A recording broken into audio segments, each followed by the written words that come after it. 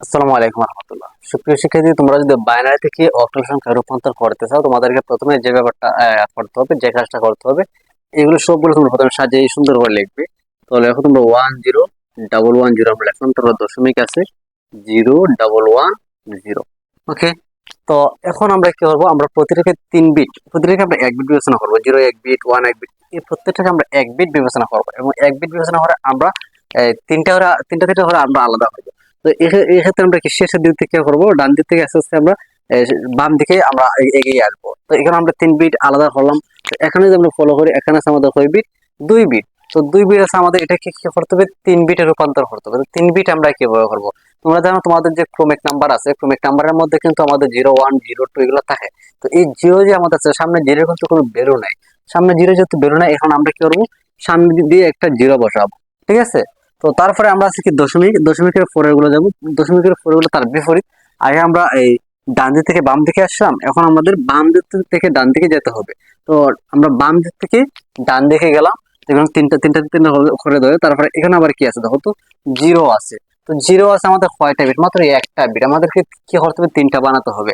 আমরা পূর্ণসংখ্যার ক্ষেত্রে আমরা বাম দিকে জিরো বসেছিলাম, কিন্তু দশমিকের ক্ষেত্রে আমরা কোন দিকে শূন্য শূন্য বসাবো? আমরা এই ডান দিকে শূন্য বসাবো। তো এখানে জিরো আছে, আমাদের 3 বিট বানাতে হবে। 3 বিট বানাতে গেলে আমাদের আরো দুইটা জিরো লাগবে, আমরা দুইটা জিরো এখানে বসাইলাম। এখন তোমরা কেউ এরো চিহ্ন দাও, এরো চিহ্ন দিয়ে বা লিখে দিয়ে দাও। তো এখন দেখো তো, প্রথমে আমাদের কি আছে? ট্রিপল জিরো আছে। ট্রিপল জিরো আমরা তিনটার নিচে আমরা একটা জিরো জিরো বসাবো। তো তিনটার নিচে জিরো আছে মানে কি? তোমাদের কম্পিউটার ডিজিটাল সিগন্যাল মেনু আছে, জিরো দ্বারা ওয়ান, জিরো দ্বারা অফ, এবং ওয়ান দ্বারা চারো। তো যেগুলোর নিচে জিরো আছে এগুলোকে আমরা কোনো হিসাবে ধরবো না, এর মানে হচ্ছে আমাদের জিরো, আমরা জিরো বসাবো। তো এখন 011 আছে, নেক্সটে আমরা লিখবো 011।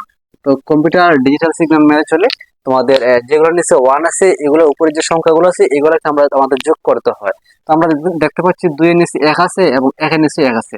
তো 2 আর 1 আমাদের যোগ হবে, 2 আর 1 যোগ করে আমাদের হবে 3। আমরা এই জায়গায় বসাবো 3, দশমিকের জায়গায় তোমরা দশমিক বসিয়ে দাও। তারপর আমাদের কি আছে? 110 আছে, আমরা লিখবো 110। তো 110 বসাইলাম। বলছিলাম কি, যেগুলোর নিচে 1 আছে এগুলোর উপরের সংখ্যাগুলো আমাদের কি হবে? যোগ হবে। তো আমরা 4 এর নিচে 1 এবং 2 এর নিচে 1 আছে, তার মানে 4 আর 2 যোগ হবে। 4 আর 2 যোগ করে আমাদের হয় কত? 6। আমরা বসালাম এখানে 6। তারপরে কি আছে? 010, আমরা লিখলাম 010। তো এখন দেখতে পাচ্ছি আমাদের কিছু নিচে 1 আছে, 2 এর নিচে 1 আছে, আর কোনোটার নিচে আমাদের 1 নেই। যেহেতু আমাদের একমাত্র 2 এর নিচে 1 আছে, আমরা 2 এখানে লিখে দিয়ে দেবো। তো আমরা কি পাইলাম? লিখবো, সুতরাং এই যে বাইনারি মানটা থেকে এটা তুমি লিখে ফেলবো 101110 দশমিক, তারপরে 0110।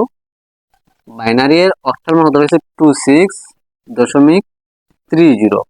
ওকে, এটা হচ্ছে আমাদের অক্টাল মান। ক্লিয়ার? এখন আমরা বাইনারি থেকে হেক্সাডেসিমাল সংখ্যায় রূপান্তর করব। তো এটা করার পূর্বে তোমাদের কাছে আমার অনুরোধ, তোমরা প্রত্যেকে আমার যে ইউটিউব চ্যানেলটা আছে অবশ্যই সাবস্ক্রাইব করার পাশে থাকবে, এবং আমার যে পেজটা আছে অবশ্যই ফলো দিয়ে পাশে থাকবে। আর তোমাদের কাছে যদি ভিডিওটা কোনো হেল্পফুল মনে হয় তাহলে অবশ্যই তোমার বন্ধুদের মধ্যে ছড়িয়ে দেবে। এখন আছে আমাদেরকে বাইনারি থেকে হেক্সাডেসিমাল। তো বাইনারি থেকে হেক্সাডেসিমাল তোমরা রূপান্তর করার পূর্বে তোমরা সবগুলো সাজিয়ে আগে লিখবা।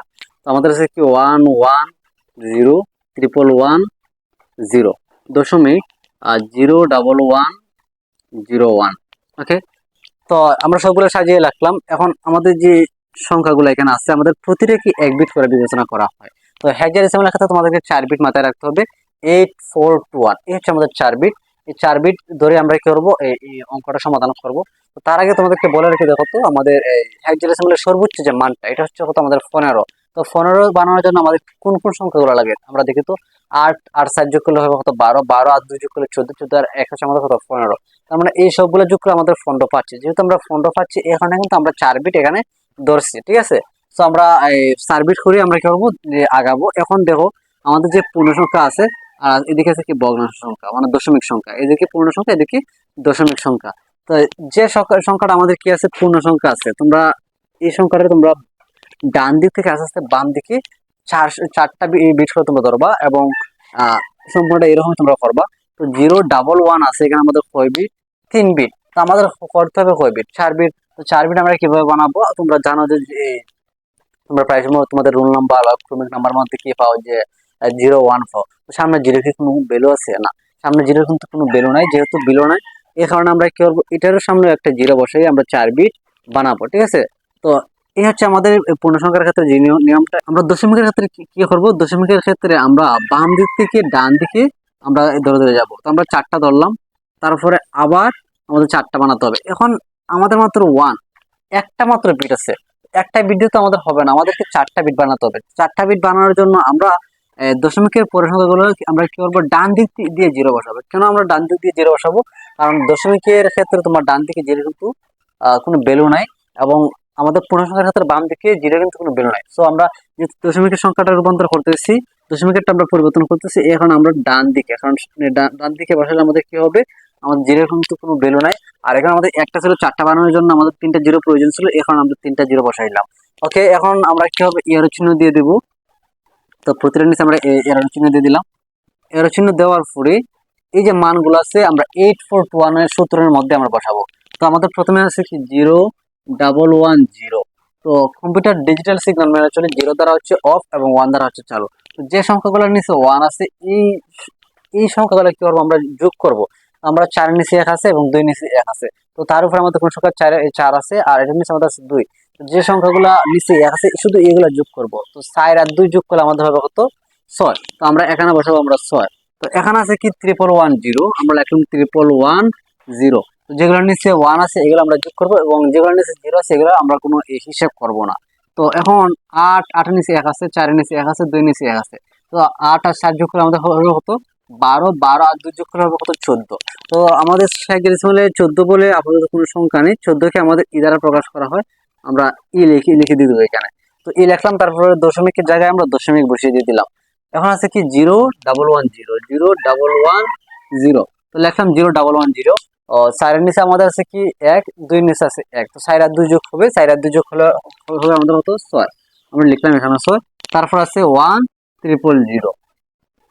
তো 1300 আমাদের 8 এর নিচে 1 আছে শুধু, তো আমরা এখানে শুধু 8 বসিয়ে দিয়ে দেবো। ঠিক আছে, আমরা 8 লিখলাম। এখন দেখতে পাচ্ছি কি আমরা লিখবো কি, আমাদের অঙ্কটা হয়ে গেছে, লিখবো সুতরাং উপরে যে মানটা আছে 110 আর 1110.01101 বাইনারি এর হেক্সাডেসিমাল আমরা কত পাইছি, 6e 6e দশমিক 68। ঠিক আছে, তো তারপর আমরা হেক্সাডেসিমাল বেস যেটা সেটা 16 দিয়ে দিলাম। তো এই হচ্ছে আমাদের আজকে বাইনারি থেকে হেক্সাডেসিমালে রূপান্তরের যে ব্যাপারটা। আজকে আমরা বাইনারি থেকে অক্টাল কিভাবে রূপান্তর করতে হয় এবং বাইনারি থেকে হেক্সাডেসিমাল কিভাবে রূপান্তর করতে হয় সেটা নিয়ে আলোচনা করছিলাম। আশা করি তোমরা প্রত্যেকে বুঝতে পারছো। তারপর যদি কোনো প্রবলেম থেকে থাকে অবশ্যই আমাকে কমেন্টের মাধ্যমে জানাবে। আর দেখা হচ্ছে নতুন কোনো ভিডিওতে। এ পর্যন্ত সবাই ভালো থাকো, সুস্থ থাকো। ধন্যবাদ সবাইকে। আসসালামু আলাইকুম রহমতুল্লাহ।